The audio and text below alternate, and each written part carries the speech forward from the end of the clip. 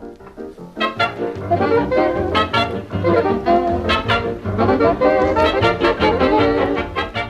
present Whose Line Is It Anyway? And here's your chairman, Clive Anderson.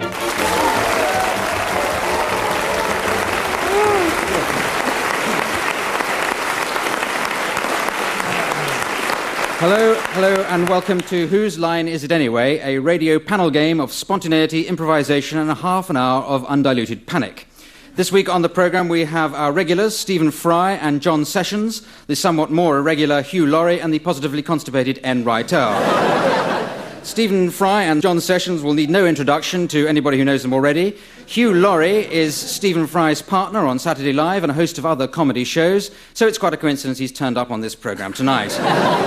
N. Rytel, apart from appearing in Lucky Jim and for a long run in Me and My Girl, is often heard giving voice to the puppets on Spitting Image.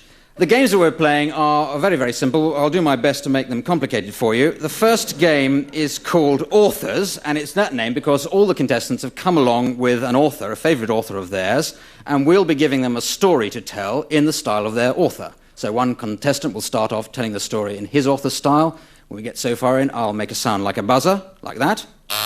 And we'll go on to the next contestant with their author's style. So, Stephen Fry, which author have you decided to come along as? Well, Clive, I've chosen Sir Arthur Conan Doyle. Sir Arthur Conan Doyle. Conan the Barbarian, yes. And Hugh Laurie? My choice is Enid Blyton. Enid Blyton. Very good and popular choice there. I think some people have read it. And N. Rytel. Dashiell Hammett. But Dashiell Hammett. Sorry? I can't spell it. Well, I don't think that'll be necessarily part of the game, but you can try it if you want to as a bonus prize. I will be awarding points as we go along. And John Sessions, what's your author? I'm the show-off. Mine's going to be Ernest Hemingway. Now, well, we're now going to get a story, so could somebody in the audience volunteer for us a story or a subject for them to tell in this... War and Peace. This is a half-hour programme. I think we were... Is there something shorter we could do? Maybe just war or skirmish and a kiss or something? No, I think that's a little long. The election.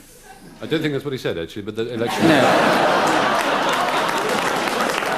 Well, I think he's a Chinaman, actually, but I don't...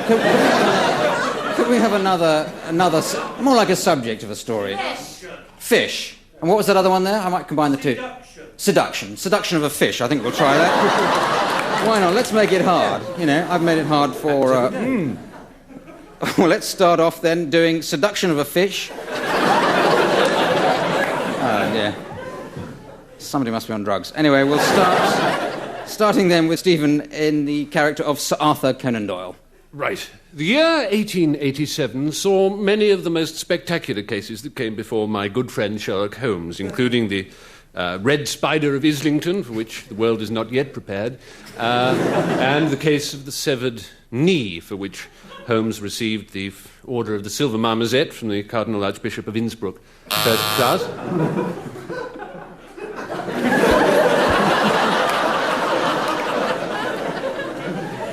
I don't know where you get all these stories from, Lucy, said Edmund, parking his machine against the hedge. Come along, you lot. Nick, Sarah, Sally, Dick, Tallulah. Let us proceed down this dusty lane, which is too dusty and too rough for our bicycles. How do you know that? Said Lucy. Well, look... Look, I said to my partner, Miles. How could I tell him I was in love with his wife? He'd been married to a fish. Her name was Mrs. Mackerel. They'd been together for 14 years. Nick looked at Mrs. Mackerel. She was sitting in the water. The water was deep. It was good. As you looked into the water went a long way down, and he wanted to marry the woman, but his father had told him never to marry the woman because the woman was a fish. And when you see a fish, you're meant to catch it. The old man in the sea, spinning up in the air she was, like a marlin. But she didn't stay a marlin.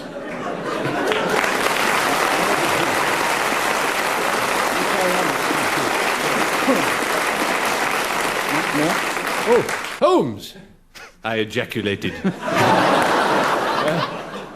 There, in the water, that fish.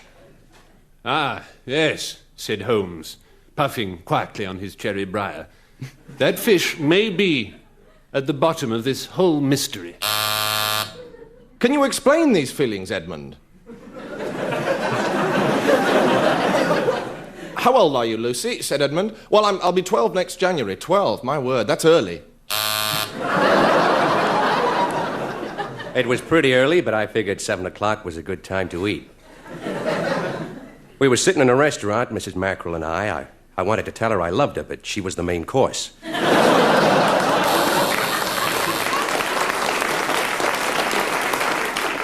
But after she was the main course, she went on to become the course fishing main. Thank you.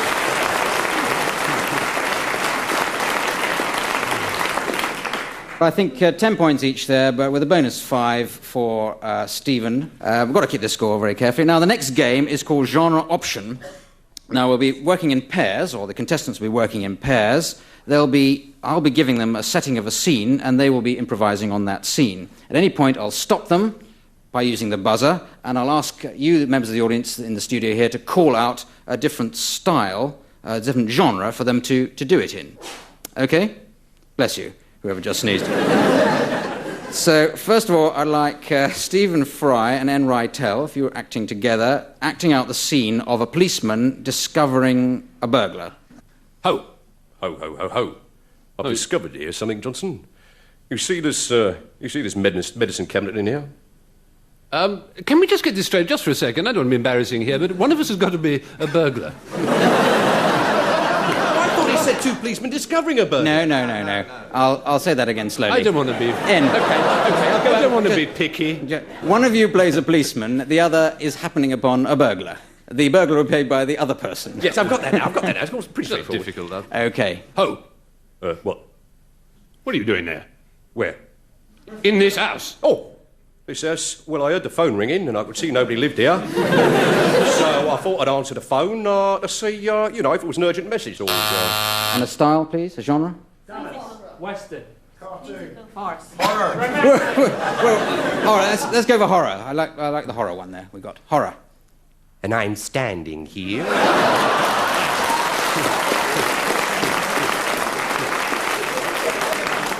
And of course, as soon as I got to the phone, it stopped. I felt a little hungry. I'd walked all the way from Dunstable. Dunstable? Did you say Dunstable or Constable? Dunstable? Is that your name? That is my name, sir. Well, Constable Dunstable. Another style? Musical. Saturday Grandstand. Oh, Saturday Grandstand, that sounds an interesting one. Not Sunday Grandstand, mind. Any references to the Lord's Day will be ruled out. Okay, Saturday Grandstand. And we are moving now. Straight away, right over to David in the studio. Well, it's absolutely amazing here because I've found in the cupboard I've found some silver. This is absolutely fantastic silver. I've never actually seen silver like this in my life Another before. style? It's incredible. Shakespeare, I've got political broadcast Shakespeare, so can you do a Shakespeare political broadcast? How canst thou thus for shame, paltry man, here on this space in this point? These articles, which my father sometime didst give to me, thus purloin.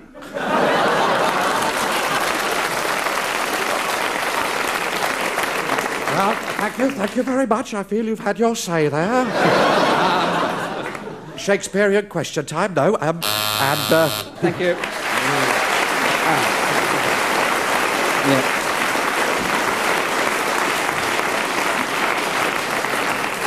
Okay, I think that's worth 12 points each, with a deduction to N of 5 points for going off one of the genres there. There's a definite swing into question time, which I don't think was asked for. Political burglary. It was Oh, I see. I'm sorry, that's a bonus 5 points. I'm so sorry. A bonus 5 points. You're quite right.